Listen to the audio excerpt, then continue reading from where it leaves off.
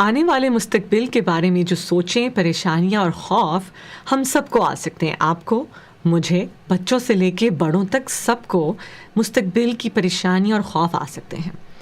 کئی دفعہ کچھ کو زیادہ آتے ہیں اور کچھ کو تھوڑے سے کم آتے ہیں، اور کئی دفعہ یہ آ کر ہمارے ذہن میں اٹک بھی جاتی ہیں.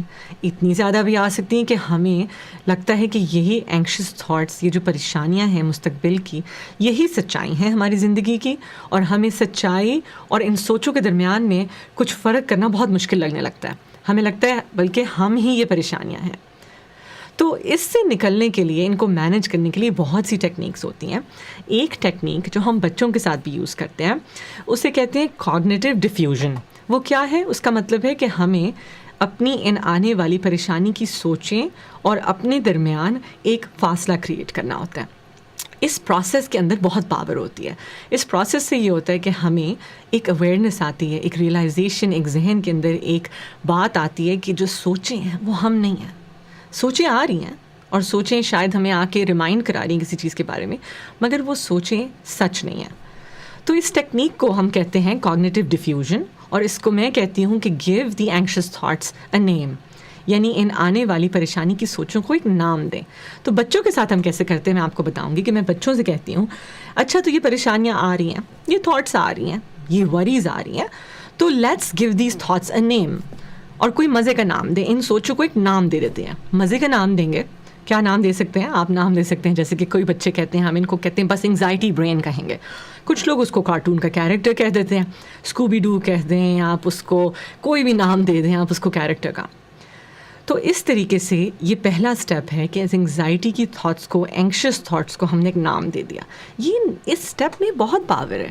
اس سٹیپ میں ہم کیا کر رہے ہیں کہ ہم اپنی زندگی اور اپنی آئیڈینٹی، اپنی شناخت کو ان تھاٹس سے ہم الگ کریں.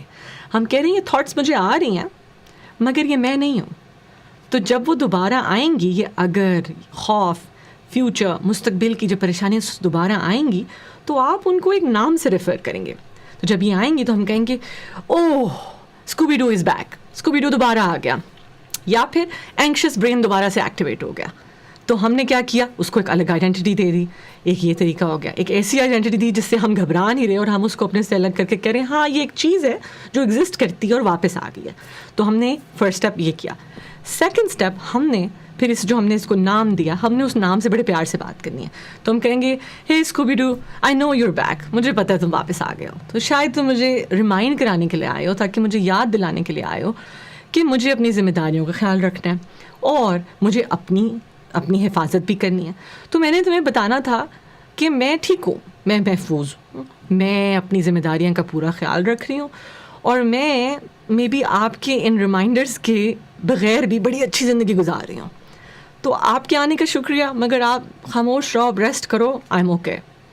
تو اس طریقے سے آپ کو لگ رہا ہوگا یہ کیا بچوں والی بات ہے، مگر یہ بہت ویلیبل پاورفل اسٹیپ ہے جس سے ہم نے انگزائٹی کی تھاٹس کو اپنے سے تھوڑا سا الگ کر کے ایک نام دے کے ہم نے ان کو تھوڑا سا لیس اسکیری بنا دیا، کم خوفناک ہم نے ان کو کر دیا. اور پھر ہم نے ان کو بولا کہ میں کنٹرول میں ہوں، میری زندگی میرے کنٹرول میں ہے، میں کر رہی ہوں جو میں کر سکتی ہوں، اور آپ کی یہ کانسٹنٹ خوف کی سوچوں سے میرا کچھ فائدہ ہو نہیں رہا. تو یہ ایک ٹیکنیک ہے اور آپ ٹرائی کیجیے گا. اگر اس سے آپ کو کچھ فائدہ ہوتا ہے تو کامنٹس میں ضرور بتائیے گا، اور میں آپ کو انشاءاللہ اگلی ویڈیو میں ملوں گی. اللہ حافظ.